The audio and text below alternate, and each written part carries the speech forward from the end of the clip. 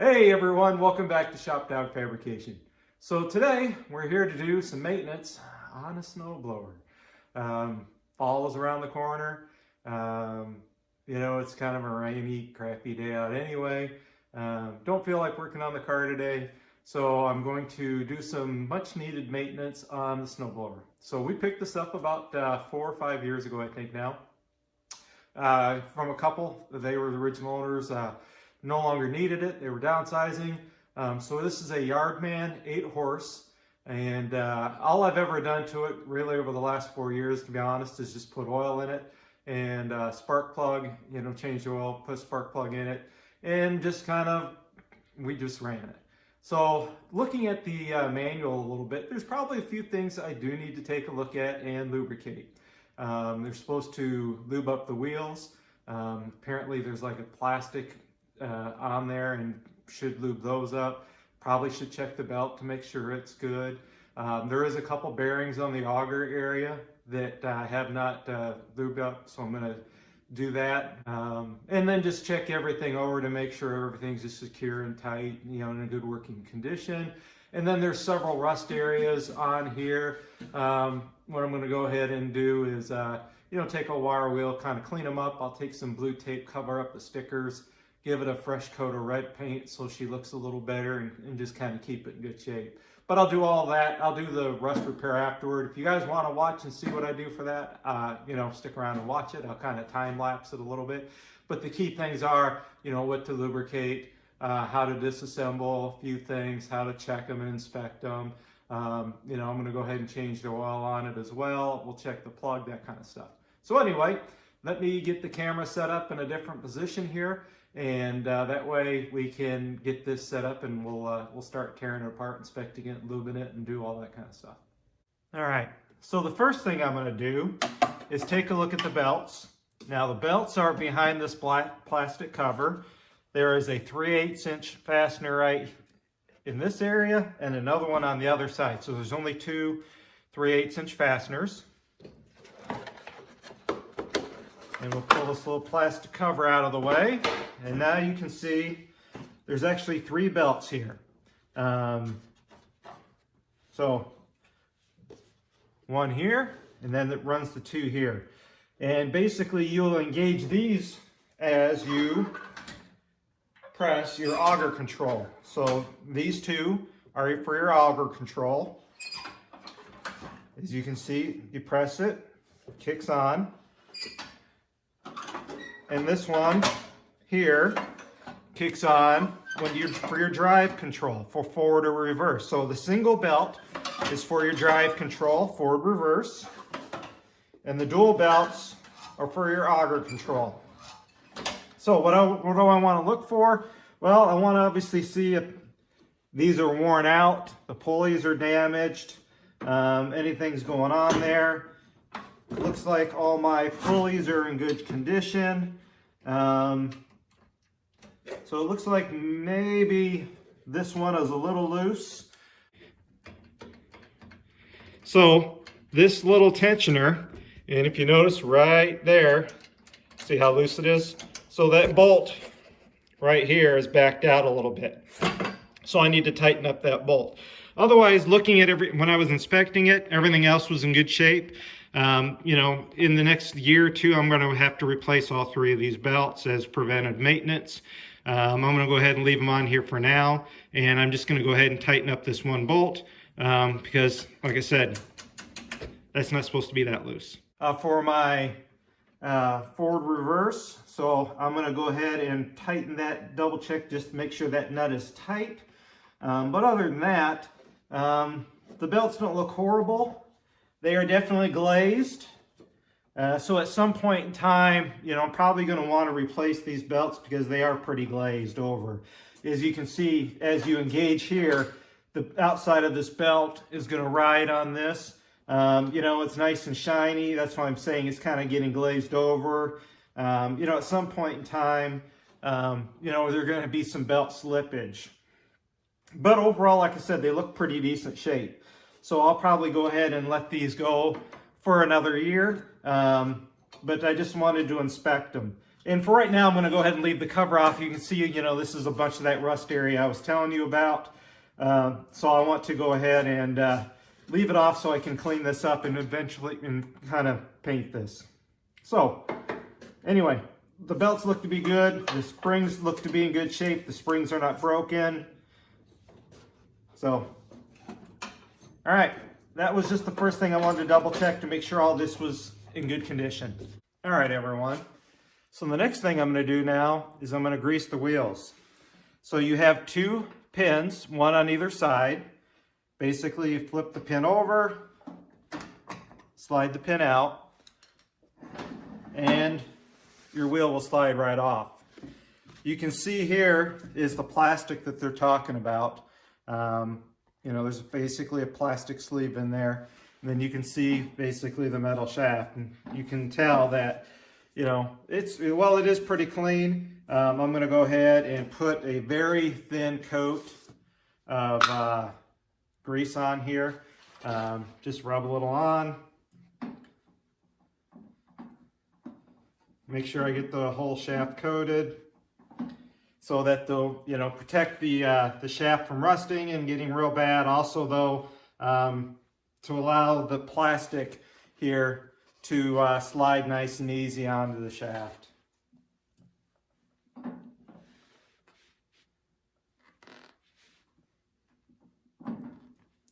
All right, that's all I'm going to do. Like I said, I just happen to use, some Lucas oil, you know, heavy duty, you know, grease. That's what I had here. You can use a white lithium grease if you have like a white lithium grease. Yeah, they say in the manual you can use oil. I prefer to use a grease, so like I said, that's what I'm doing. Slide it back on. You know, she spins nice and free. And then put your pin back on. So now I'm going to go ahead and do this to the other side as well, and then we'll go on to the next thing to look at and inspect. All right, the next thing we're going to do is take a look at the spark plug. So spark plug is right here on the top of the cylinder head. There is only one. You need to remove the rubber boot, and then you'll need a 13/16 socket. Put it on there, just give her a little turn.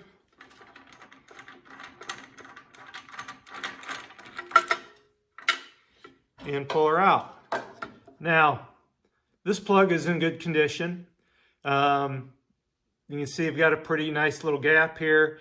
I would say these, if I remember right, run about 35 thousandths gap, 0.035. So I've removed the spark plug, and as you see here, hopefully that's focusing in good, we've got a good spark plug gap. In fact, you know, using my gap measurement tool here, we're running right about 35 thousandths is where you should be when you replace your plug, or if you want to double check your spark plug gap. You can pick these up at any auto part store for a couple bucks. They're pretty inexpensive. So now I know my spark plug looks to be in good shape. I'll put in a picture of a worn out plug for you to reference. And I'll take a still of this plug, you know, so you can see the difference of a good plug and a worn out plug. But we'll go ahead and put this plug back in, and the next thing we'll do is we'll change the oil. Now, when you put the plug back in, make sure you thread it in by hand initially, and then you can use the socket to just snug it up. The reason I say that is the cylinder head is aluminum, and if you do try to put it in and cross thread it, you know, then you're going to have troubles down the road. So I always cross thread my plugs in by hand first, just to make sure, and then, you know, we can stick the socket on, thread it on, and then you don't need to tighten this up very much. Just give it a little snug, and that's all you need to do. And then put the plug wire back on. So let me move the camera over to the next step, and we'll do the oil change. Anyway, got my vice grips on the pipe. Got my 5/8 wrench now on the cap. And now we'll let the oil drain out. So I'll just give that a minute to let the oil drain out. And then what I use for oil is I like to use synthetic oil. So I'm going to run a 5W30 synthetic oil in this.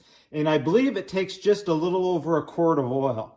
And again, once this drained, once I get this drained, I will get my funnel, my oil, and then, like I said, I think it takes about 1 quart of oil to top this off.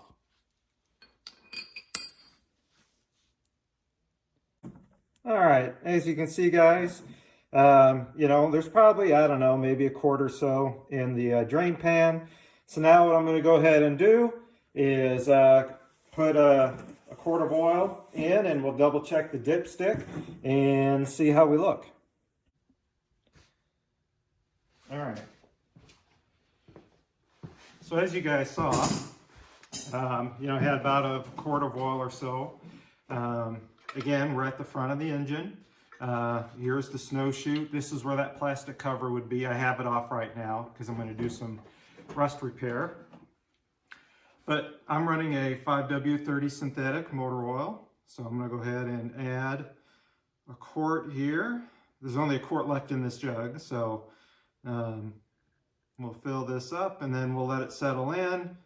And then I'll put the dipstick in and see if I'm right.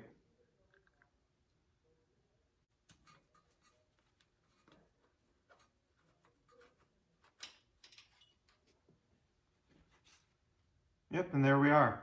So 1 quart of oil basically added this to the full mark. All right, guys, so now I'm at the front of the snowblower. You can see right here's our auger blades. So I'm at the front of the snowblower now. As you can see, here's our auger blades. And so what I'm going to do is I'm not sure if this was the previous owner, bolted these in. And then I'm going to remove these plates here. There's basically 3 fasteners on the outside that I can unbolt on both sides. And I'm going to take a look inside here, see what I need to grease up for these bearings that are in here. Probably going to take these out. Try to spray some grease inside of here to make sure these, are nice and free and lubed up as well. And then that'll wrap up the maintenance part of this. All right, guys. So after taking this apart and looking at this closer, it's just a bushing in there. There's no bearing. But nonetheless, what I want to do is I want to go ahead and try and get some grease on these so they do, don't rust up, seize up. They'll slide a little easier, take a little load off of it. So what I have is some Lucas Oil Tack and Ready Spray Grease. So for hard to reach places. So what I'm going to do is try to put this nozzle in here and get a little grease on this bushing and on the shaft.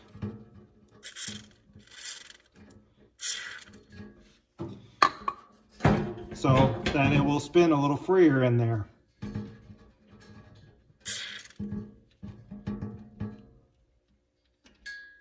So I'm going to do the same thing to the other side, and then basically I'm going to tighten these plates back up because, the bushing, like I said, just kind of rides in here.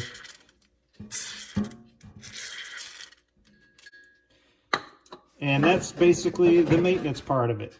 So let me tighten this back up. Let me grease the other side, like I said, and make sure I get plenty of this in there. And then we'll kind of wrap up the video, and then I'm going to go to the maintenance portion of it.